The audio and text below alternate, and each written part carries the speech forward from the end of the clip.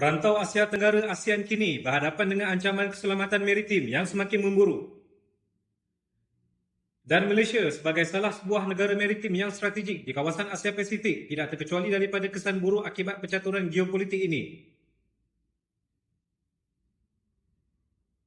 Ketegangan di Laut Cina Selatan LCS meningkat adalah disebabkan oleh persaingan ekonomi dan ketenteraan di antara dua kuasa besar dunia iaitu Amerika Syarikat dan China. Ini secara tidak langsung memberi banyak kesan kepada perubahan dasar pertahanan Malaysia yang diguna pakai sejak 20 tahun dulu kepada doktrin lebih agresif dan lebih bersiap siaga. Ia bukan lagi sekadar isu kedaulatan wilayah Sabah dan Sarawak, tetapi yang lebih penting adalah tentang kestabilan ekonomi Malaysia yang amat bergantung kepada keamanan di sepanjang laluan maritim Selat Melaka dan LCS.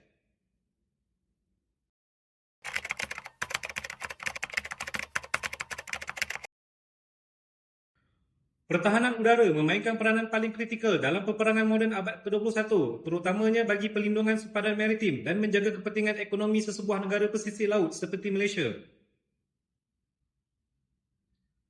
Laluan perkapalan amatlah berisiko untuk terdedah pada ancaman keselamatan sekiranya aset pertahanan sesebuah negara itu tidak mencukupi apatah lagi kurang berupaya untuk berfungsi sebagai elemen cegah rintang. Dalam konteks Malaysia, perbelanjaan ketenteraan bukan lagi semata-mata dianggap sebagai kos pertahanan, tetapi ia telah bertukar menjadi satu cabang pelaburan ekonomi untuk negara. Keupayaan memastikan keselamatan di Selat Melaka serta perairan Sabah dan Sarawak sentiasa terkawal mampu untuk meyakinkan kemasukan pelaburan dari luar FDI serta menggalakkan lagi pertumbuhan ekonomi yang sihat. Sebagai sebuah negara kecil, keupayaan pertahanan yang mantap dan berkesan adalah salah satu komponen kritikal dalam diplomasi ekonomi serta kuasa pertahanan untuk Malaysia mengharungi lanskap geopolitik dunia yang sukar diramalkan.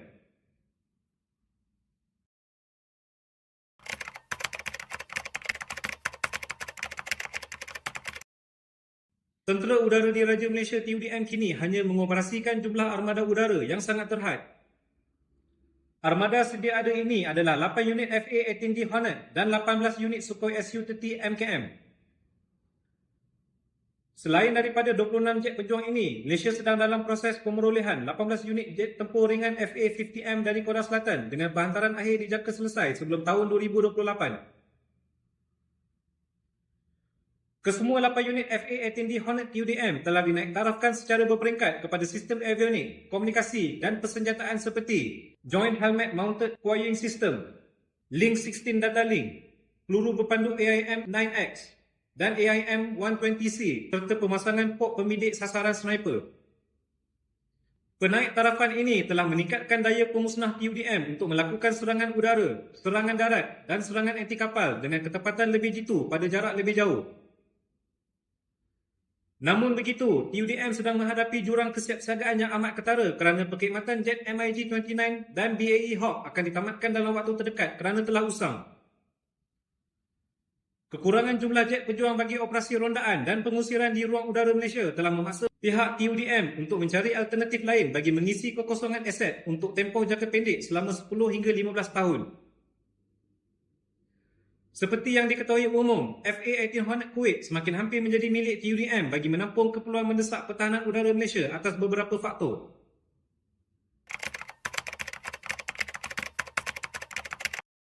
TUDM telah mencapai banyak kemajuan dalam usahanya untuk pemerolehan jet pejuang FA-18 Hornet dari Tentera Udara Diraja Kuwait.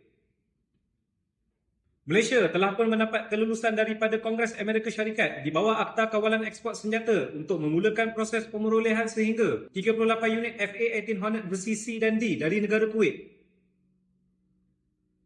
Satu pasukan pakar dari TUDM akan dihantar ke Kuwait untuk melakukan pemeriksaan secara fizikal dan data teknikal ke atas kesemua 38 unit pesawat Hornet ini. Pemindahan unit pertama FA-18 Hornet Kuwait ke Malaysia dijangka akan berlaku pada awal tahun 2026 secara beransur-ansur sehingga tahun 2028.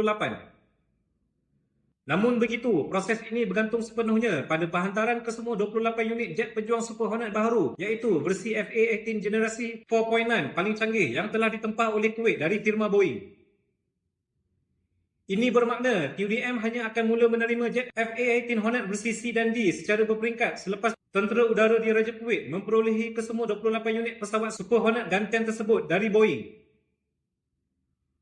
Pemerolehan F-18 Hornet Legacy dari Kuwait ini adalah langkah strategik sebagai stopgap untuk mengisi kekosongan armada pesawat tempur semasa bagi tempoh jangka pendek sehingga tahun 2035. Penambahan jet pejuang dalam inventory TUDM daripada 8 unit F-18D Hornet sedia ada kepada 46 unit adalah wajar bagi meningkatkan kesamarataan dalam pengoperasian dan penyelenggaraan. Walaupun F-18 Hornet Kuwait menawarkan penyelesaian secara kuantitatif untuk tempoh jangka pendek, tetapi dari aspek kualitatif, TUDM mungkin hanya akan menggunakannya untuk tempoh selama 8 sehingga 10 tahun sahaja kerana struktur pesawat itu telah melebihi usia 30 tahun dan memerlukan penyelenggaraan lebih keras sekaligus meningkatkan lagi kos perbelanjaan pertahanan negara.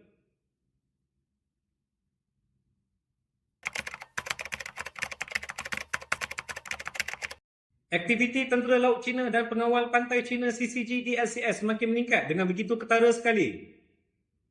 Pencerobohan yang kerap berlaku di zon ekonomi eksklusif negara-negara ASEAN termasuk Malaysia sedikit sebanyak telah meningkatkan ketegangan hubungan diplomatik antarabangsa. Sejak tahun 2016, sebanyak 89 pencerobohan oleh China telah berlaku berhampiran beting Lukonia dengan 72 daripadanya dilakukan oleh CCG dan selebihnya oleh Tentera Laut China. Di antara tahun 2018 dan 2019, Wisma Putra telah menghantar 5 nota bantahan diplomatik kepada China berikutan 29 laporan pencerobohan oleh Tentera Laut Diraja Malaysia TLDM. Motivasi di sebalik pencerobohan China ini adalah sebahagian daripada usaha Beijing untuk menegaskan kawalan sepenuhnya ke atas kawasan yang menjadi pertikaian di LCS. Ia juga merupakan strategi untuk menakut-nakutkan dan mengganggu aktiviti penerokaan minyak dan gas oleh negara-negara ASEAN dalam kawasan Nine Dash Line agar ia menjadi tidak berdaya maju dari segi pertumbuhan ekonomi.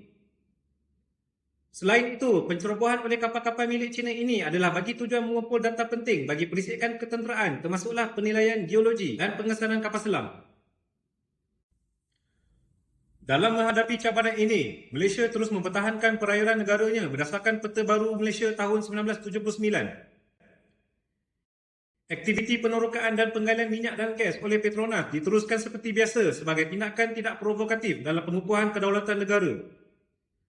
Dialog dua hala dengan China digunakan untuk membincangkan isu maritim secara konstruktif dan Malaysia mengamalkan pendekatan light hedging iaitu mengutamakan diplomasi dan konsultasi berbanding konfrontasi demi menjaga kestabilan ekonomi dan keamanan di Asia Tenggara.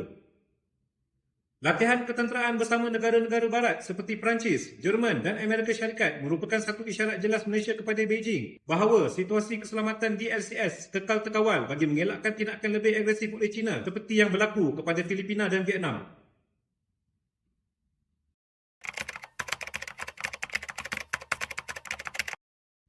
Selat Melaka adalah laluan perkapalan strategik yang berfungsi sebagai laluan utama perdagangan antarabangsa sejak abad ke-15 menghubungkan di antara kawasan barat dan timur.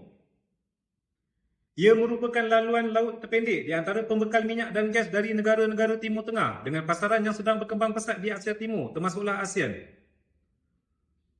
Pada titik tersempitnya iaitu dikenali sebagai Phillip Point yang hanya berukuran selebar 2.8 km menjadikan Selat Melaka sebagai choke point kritikal dalam perdagangan maritim global. Jumlah trafik kapal yang melalui Selat Melaka adalah sangat tinggi di mana lebih 80,000 buah kapal secara purata melalui selat ini setiap tahun. Pada tahun 2024, trafik kapal telah mencapai rekod baharu dengan 94,301 transit direkodkan iaitu peningkatan sebanyak 5.5% berbanding tahun 2023. Selat ini mengendalikan lebih 3 kali ganda trafik berbanding terusan Suez dan lebih 5 kali ganda berbanding trafik di terusan Panama. Ia menyokong perdagangan global bernilai $1 trilion setiap tahun dengan kira-kira 60% perdagangan maritim dunia melalui laluan ini. Selat Melaka juga merupakan choke point terbesar di dunia dari segi jumlah transit minyak dengan kapasiti kira-kira 23.7 juta tong sehari direkodkan pada tahun 2023. Sekitar 30% perdagangan dunia, 2/3 jumlah perdagangan laut China, termasuk 80% import tenaga dan 40% perdagangan laut Jepun melalui Selat Melaka. Jawatan Kuasa Penasihat Perang JWC pada tahun 2005 mengklasifikasikan Selat Melaka sebagai salah satu daripada 21 kawasan berisiko tinggi di seluruh dunia. Sebarang konflik yang berlaku di LCF berpotensi untuk memberi kesan berantai kepada keselamatan dan kestabilan di Selat Melaka yang merupakan nadi utama perdagangan global. Oleh kerana itu, mengapa Malaysia memikul tanggungjawab besar untuk melindungi keselamatan dan keamanan di sepanjang laluan maritim Selat Melaka? Keupayaan pertahanan udara yang mantap dipertingkatkan dengan pemerolehan 38 unit F-18 Hornet dari Kuwait membolehkan Malaysia melindungi kawasan maritim Selat Melaka dan LCS dari sebarang ancaman keselamatan dan memastikan laluan perkapalannya kekal bebas, terbuka dan selamat untuk perdagangan global serta untuk kemakmuran ekonomi Malaysia sendiri. Penambahan aset pertahanan udara akan menjadikan Malaysia sebagai rakan kongsi yang lebih dipercayai dalam memastikan keselamatan maritim global di Selat Melaka dan LCS.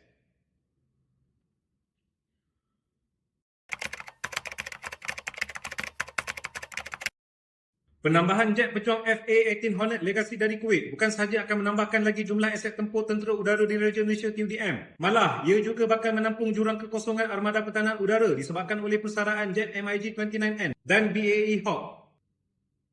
FA-18 Hornet yang berkeupayaan untuk melaksanakan pelbagai operasi serangan seperti udara ke udara, udara ke darat, pengawasan maritim dan serangan anti kapal membolehkan TUDM melaksanakan misi melindungi ruang udara Malaysia secara meluas dengan kekerapan lebih tinggi.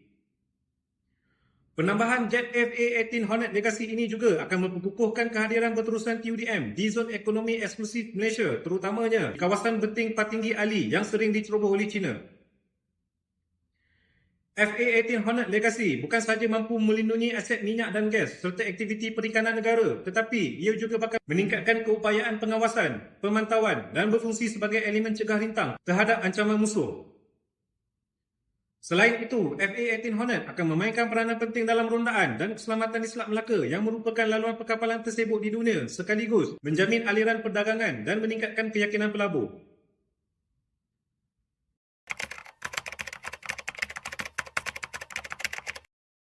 Pemerolehan jet pejuang FA-18 Hornet Legacy dari Kuwait bukan sahaja keputusan taktikal tetapi merupakan langkah strategik yang mencerminkan keperluan mendesak Malaysia untuk memperkukuhkan pertahanan udara dan maritim dalam menghadapi cabaran geopolitik yang semakin rumit. Walaupun berstatus sebagai jet pejuang terpakai, kesemua 38 unit FA-18 Hornet Kuwait ini masih memiliki teknologi persenjataan yang berbahaya serta mampu bertindak balas terhadap ancaman luar seperti kapal-kapal dari China yang masuk menceroboh ke dalam kawasan maritim dan ruang udara Malaysia. Justru, pemerolehan FA-18 Hornet dari Kuwait ini bukan sekadar memperkukuhkan pertahanan negara, malah mampu menjamin kemakmuran ekonomi Malaysia di masa hadapan. Keputusan pemerolehan jet FA-18 Hornet Legacy dari Kuwait mencerminkan kebijaksanaan strategik dalam mengimbangi keperluan pertahanan dengan kekangan belanjawan negara. Dengan suasana ekonomi dunia yang semakin sengit, pendekatan pragmatik ini membolehkan Malaysia memiliki aset berkeupayaan tinggi pada kos berpatutan tanpa menjejaskan plan pembangunan jangka panjang TUDM seperti CAP55, iaitu satu langkah yang membuktikan kecakapan dalam pengurusan aset-aset pertahanan udara. Secara keseluruhan, langkah ini memperkukuh komitmen Malaysia dalam usaha menjamin kedaulatan dan keselamatan negara serta memperkukuhkan daya tahan ekonomi dalam mengharungi lanskip geopolitik yang sukar diramalkan. Apakah pandangan anda tentang pemerolehan jet tempur FA-18 Hornet dari Kuwait ini masuk ke dalam inventory TUDM? Adakah lebih baik untuk Malaysia terus menggunakan teknologi pesawat tempur generasi kelima seperti Sukhoi Su-57 dari Rusia atau F-35 Lightning II dari Amerika Syarikat sebelum tahun 2030? Sila tinggalkan pendapat anda di ruangan komen di bawah. Jangan lupa untuk komen, like dan subscribe channel ini untuk lebih banyak video ulasan tentang isu-isu semasa tanah air.